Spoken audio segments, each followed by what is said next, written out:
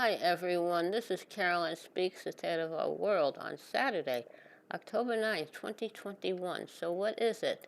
Good, better, and different. All three. Okay, yesterday was a busy day. On one of the things we talked about yesterday was voting rights, the legacy of Fannie Lou Hamer, voting rights activist, and she was from Mississippi, and she was late to the civil rights movement, but she did get there, and she did a lot of good stuff. And she became a civil rights pioneer who helped organize the Mississippi Freedom Democratic Party. Historian Keisha Blaine writes about Hamer in her new book, Until I Am Free, Fannie Lou Hamer's Enduring Message to America. In addition to fighting for voting rights, Hamer challenged state-sanctioned violence and medical racism that black women faced. Blaine based the book's title on a frequent saying of Fannie Lou Hamer's, "Whether you are black or white, you are not free until I am free." Okay. Now, we know that Republican lawmakers are attempting to make it harder to vote in states across the country. And the legacy of Fannie Lou Hamer is that of a civil rights pioneer. When she went to register to vote in 1962, I believe in Mississippi, she was sent someplace, another location, Mississippi.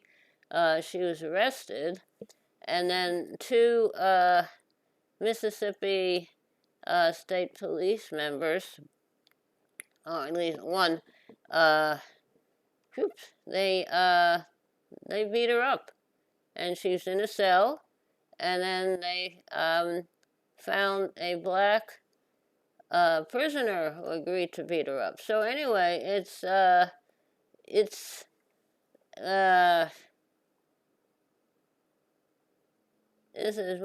is very sad.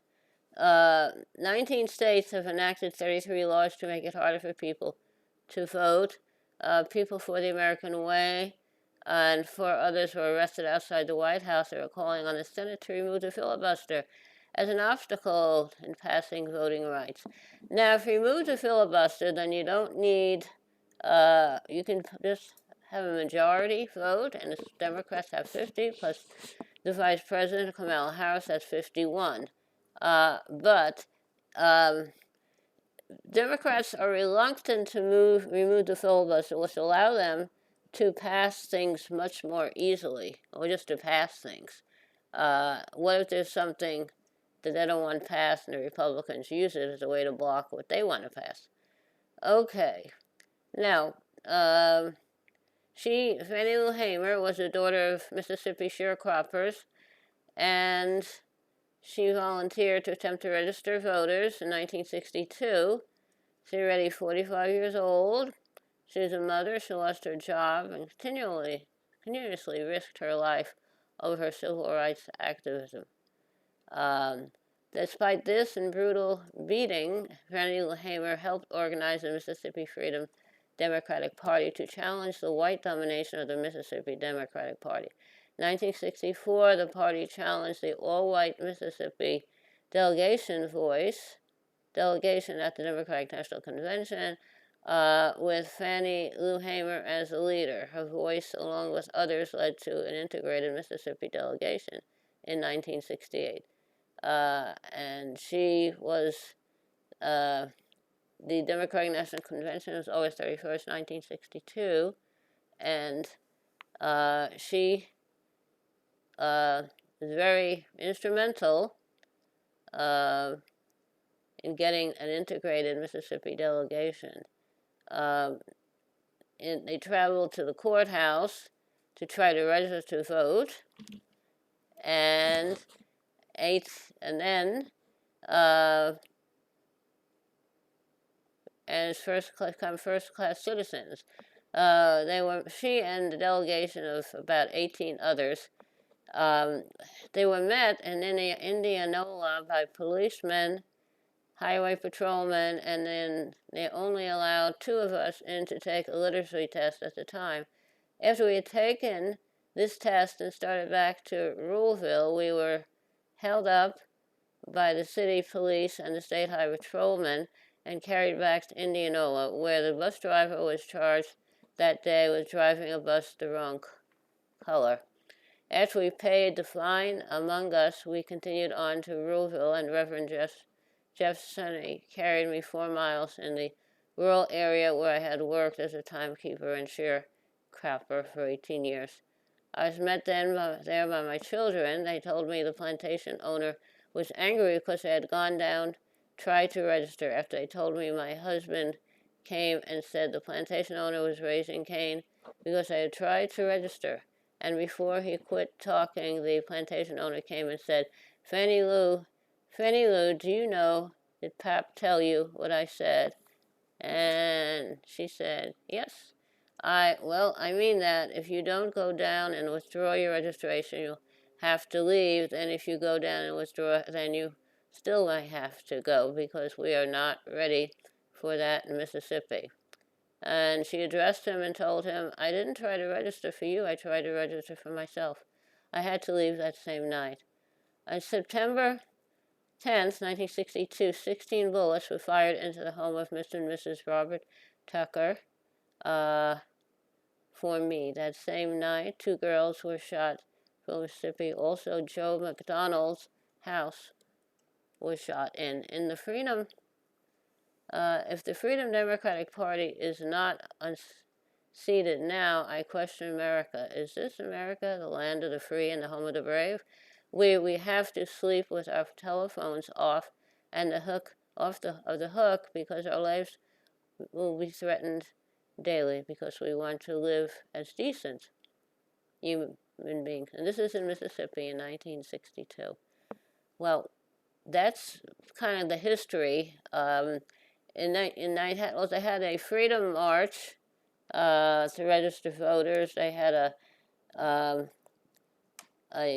freedom summer in 1964, I think, to register people to vote. And in 1963, actually summer 1964, 3 civil rights workers who were part of a group to register voters in Mississippi were murdered. They abducted from there were staying, and then they were murdered. When they found them, it really made the news. It was 3 men, Andrew Goodman, Micah Swerner, and James Chaney. The first 2 are white, the 3rd person is black. Well, that really made the news and woke up people. And that's in 1994 was when we had Lyndon Johnson as our president. And that helped to pass the Civil Rights Act and the Voting Rights Act in summer of 1964. So things have changed, but they're still hard. It's hard for all people to vote because Republicans want to keep a majority. The old Republican Party became the old Democratic Party of the white Southerners became the new Republican Party. So anyway, it's a mess. So we have to do something about that, and it's time to move on. Freedom right. This is the 1960s. We're now in 2021, so we need everybody has to have the right to vote, and voting has to be accessible to everyone. You can't pass these strange laws to make it hard to vote. And in 2020, we were able to elect Joe Biden, but I don't know what's going to be like in the next election. So everybody should have the right to vote, and there's a bill in Congress, the Freedom to Vote Act, so I'm hoping that will pass. But it's very hard. Voting in this country is hard if you're not the right color and you don't have the right philosophy. So we have to all work for that. Everybody's vote should count. It's supposed to be a democracy. Everybody should have a voice. So I'm totally in favor of that. And districts have to be created that are fair and not created to lump all people of one type in one district and everyone else in another district. We have to have fair districts so that no one has a hold on their seat, whether it's in the U.S. Senate or the U.S. House of Representatives or in the state houses all over the country. So I'm very much in favor of fair voting and fair access to voting, and would be good if everyone received a mail-in ballot and return it when they can, as soon as they can, and not have to go to polls at all. Then you have to hire people to work at the polls. There's all kinds of stuff. So let's have mail-in ballots for everyone. And I hope eventually we'll get to the point where you'll be able to vote using a computer.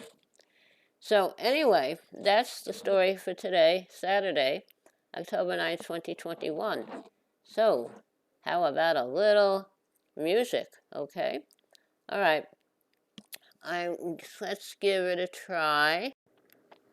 Okay, here we go. I got a little song. It's a little song I wrote called Health. Health is wealth. You don't know you've had it until you lose it, so take care of yourself, 'cause health is wealth. Eat a well-balanced diet, drink lots of water, get plenty of exercise too, and rest, relax, no stress, no drugs, no alcohol, no tobacco either, and protect yourself from the sun, the wind, the heat, and the cold, 'cause health is wealth. You don't know you've had it until you lose it. Okay, that was health. Take care of your health, everyone. Thank you for tuning in today, Saturday, October 9th, 2021, for another meeting of Carolyn Speaks State of the World. Hope you'll join us again tomorrow. And in the meantime, stay safe, practice social distancing, wear a mask when the vaccine is available for you and safe for you to take it. I would take it. I had mine on May 27th, the Johnson & Johnson one-shot vaccine. I had 2 sore arms, not 1, but 2, and I was tired, but then it was fine. So anyways, that was 4 months ago, so I guess if all goes well, I have go for a booster in another 4 months. So anyway, thank you. Stay safe, take care of yourself and others and each other. And remember, kindness goes a long way. Kindness goes a very long way. Thank you. Good night.